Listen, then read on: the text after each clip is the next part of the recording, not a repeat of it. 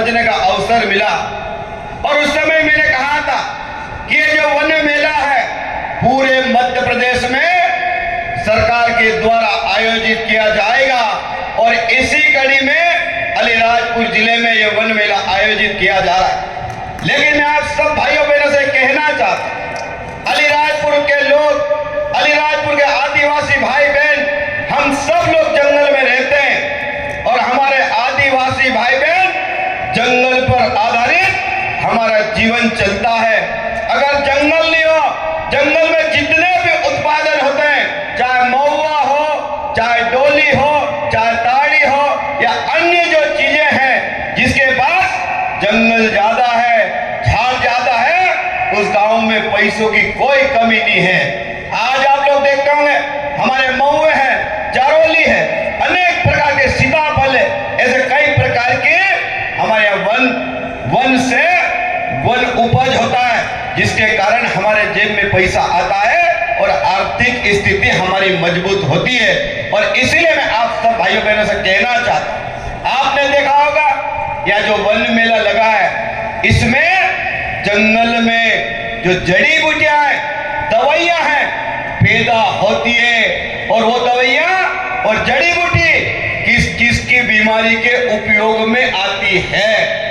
यहाँ बहुत सारे स्टॉल लगे।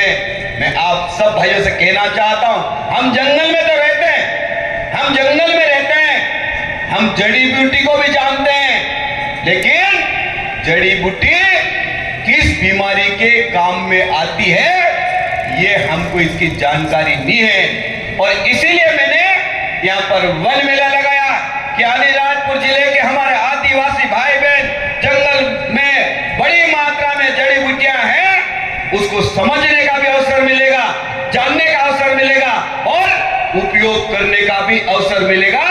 ये अलीराजपुर जिले में इसलिए ये मेला आयोजित किया गया। दूसरी बात, वन उपज से आर्थिक मजबूती।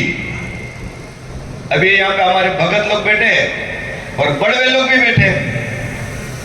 जितने भी बड़वे ने भगत हमारे गांव के लोगों का इलाज करते हैं, ये सब जड़ी बूटियां दे दे के उनका इलाज करते हैं, है कि नहीं?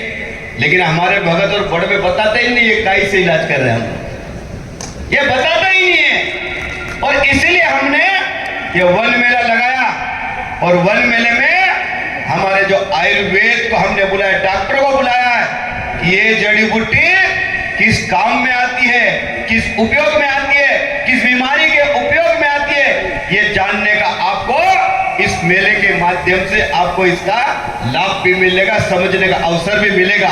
और मैं आप सब भाइयों से कहना चाहता हूं कि ये मेले तो बहुत लगते हैं। कौन कौन से मेले लगते हैं?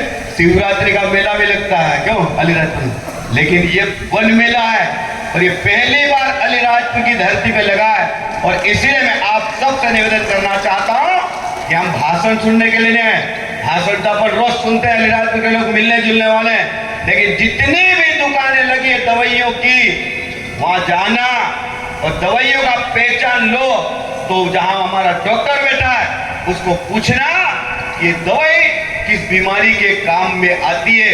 ये अगर समझेंगे तो मुझे लगता है कि अलीराजपुर जिले में, अलीराजपुर के जंगलों में सैकड़ों प्रकार की दवाइयां हैं, हम ठीक से उसका उपयोग कर सकते हैं। आज आप सब जानते हैं कोरोना की जब बीमारी हुई, कोरोना की बीमारी हुई तो हमारे आदिवासी अस्पताल में आए ही नहीं। क्या अपन ने क्या क्या कोरोना की बीमारी का उपयोग, उसको भगाने के लिए क्या क्या करा मालूम? सबसे पहले तो महुड़े की दारू बहुत पी गई थी, महुड़े की दारू बहुत पी था हमारे के लोग। और क्या कहा कि पुराने लोग कहते थे कि महामारी आती तो महुड़े की दारू पी के पीते तो बीमारी भाग जाती है, पुराने लोग कहते हैं। और ये वास्तव में हमने देखा है और कोरोना के समय उसका उपयोग भी किया, जिसके कारण हमारे आदिवासी भाई बहनों में कोरोना से मरने वालों की संख्या बहुत कम हुई। अलीराजपुर जिले में मात्र 48 लोग कोरोना से, जिनकी मृत्यु मात्र 48 लोग। और महुए की शराब तो बाजार में भी बहुत है, क्यों खूब भाई, क्यों इंग्लिश दारू कोई नहीं पीता था। तो कोरोना के समय महुए की शराब भी काम है। लेकिन मैं आप सब भाइयों बहनों से एक ही बात कहना चाहता हूं कि हम सब लोगों को अगर वन में जंगल में हमको जड़ी बूटी बचाना तो जंगल की रखवाली भी करना पड़ेगी।